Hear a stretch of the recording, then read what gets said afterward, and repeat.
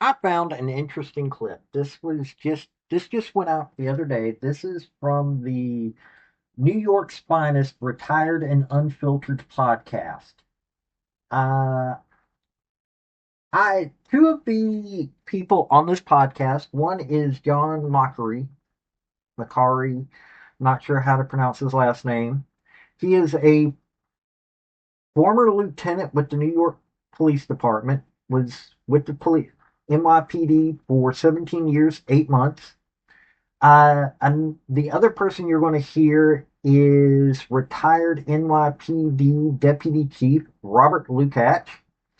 Um, he was with the NYPD from April 1987 to April 2022. So 35 years, 1 month. In that time, he was with the ESU, he was a task force leader and executive officer of the Special Operations Division. They have an interesting take on the when Ashli Babbitt was taken out by that Capitol police officer. And I honestly think that you should hear it. I have always said that it was a garbage shoot, but watching the video, she had just gotten done stopping somebody from. She wasn't able to stop them completely, but she stopped somebody from continuously damaging the Capitol building. She had actually stopped somebody from doing that. Okay, she had to punch him in the nose, but her size compared to his, she had to do something. And this cop comes out of a room, is not in danger, and shoots the one person who is actually trying to prevent stupidity. So let's let you hear this clip. Now, it's just a 4.5 minute clip off of a 22.5 minute show, and I'm going to link down below a direct link to this. So let's let you, along with my link tree, of course, let's let you hear this clip. Howdy, y'all. This is Paul, the Redneck Thinker. What we have here is a channel to communicate. I want you folks to be thinking by the time you leave my videos. Why? Because I'm tired of people talking via what other people tell them to think. So, watch my video and enjoy the chance to think for yourself.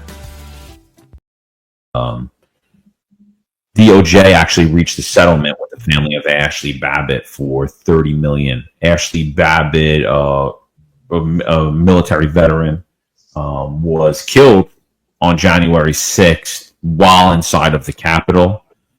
She was shot by Capitol Police Officer Lieutenant Byrd. I think we all witnessed that. I've spoken on it several times. We did some episodes about it. I've been on some other podcasts about it. I've been on some major mainstream about it as well. And when, I witnessed that, I was like, bad shoot. Bad shoot.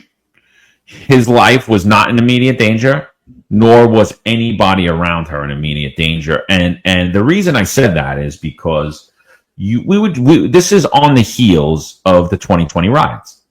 This is on the heels of the Black Lives Matter riots. This is on the heels of all this. And I said, could you imagine if there was a crowd of protesters like there were every night, thousands of protesters going crazy, breaking things, looting, trespassing, all of this stuff. Could you imagine if people are acting aggressively towards me, but far distance from me, not attacking anybody, not assaulting anybody, breaking things? And I shot one of those protesters. You know what would happen?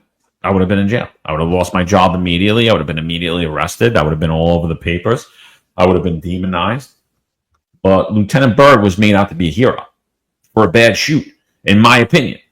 Before we even get into any of this, like the chief, like, what did you think when you first saw that video of Ashli Babbitt? Did you think that was a good shoot? Like, what were your thoughts around it?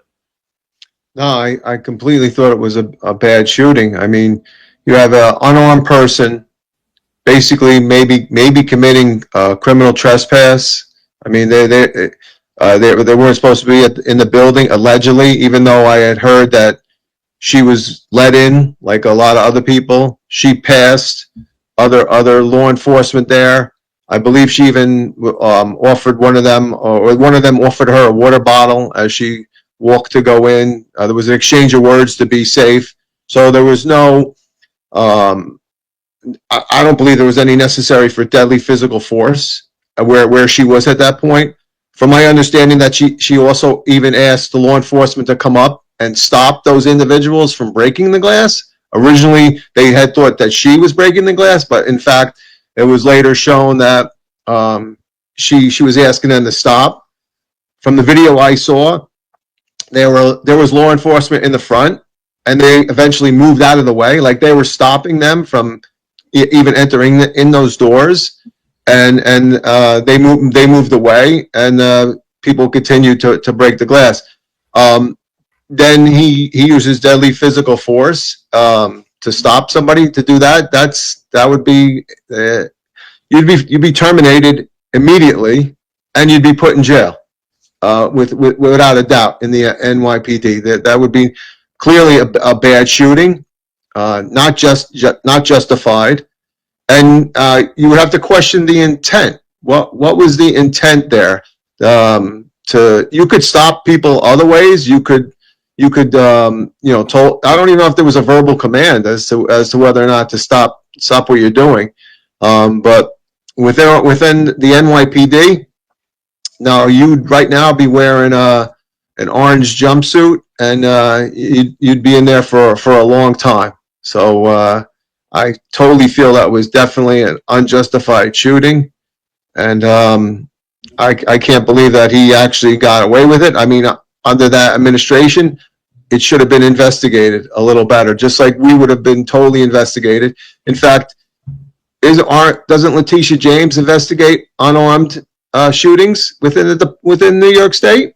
So I think that the writing on the wall for the NYPD, you had a completely double standard in the Capitol. We need to examine what all actually went on at January 6th. Because I'm not just talking about the whole going into the Capitol building. You can have your opinion about that, but you have too many people lying about the fact that there were 26 FBI assets within that crowd. Too many people are lying that there weren't Antifa members dressed up as MAGA members. Because it's been proven that both those things happened. It's also been proven that folks were gone after, even though one guy that got 2 years probation for this and a criminal record, he's since been pardoned, of course, but he literally stepped in, was told, hey, come on in. He thought about it and went, no. He had Admiral Akbar pop into his head and he went, trap. It's a trap. But it's not a laughing matter because he got 2 years probation. None of the cops that died that day have been found to have been directly at the hands of the protesters. The only person that died that day that could be found to be at the hands of anybody there was Ashli Babbitt when she was taken out by this Capitol police officer. Now, do I think that would I have gone into the Capitol building? No. As soon as I saw them opening up the barricades and the doors coming open and the cops going, come on in, I would have said no. I have my own Admiral Akbar inside me going, it's a trap. I wouldn't have done it. But not everybody can get out of their way when it comes to, hey, I'm part of a crowd. I should be safe. And then you've also got the fact that you've got people in every crowd who are morons. The people that were being violent for no reason. Yeah, that you shouldn't take anything and you shouldn't cause damage. If those two things had been followed, I'd be a lot safer in my assumption that not everybody should have gone to jail. The individual that was busting the glass with his helmet that Ashli Babbitt stopped, yes, I believe he should have gone to jail. He did damage to the Capitol building. He actually did damage. The people that were going in there are too many videos of the police going, "Hey, welcome in." Ashli Babbitt had been handed a bottle of water from a police officer. People have followed her on video camera. And she did not act in any way, shape, or form threatening. She actually did stop somebody from causing more damage. And yet she's the one that got taken out by this officer, who I'm not even going to name because he's not worth naming. So, let's hear what your opinion is on this. This has been Paul, the Redneck Thinker. Y'all have a good day now. Bye. So, folks, that's the story that I wanted to bring you on this video. And I just wanted to say thank you again for coming by. Hit like, subscribe, comment, all that fun stuff if you don't mind. Help me out. So, y'all have a good day now. Bye.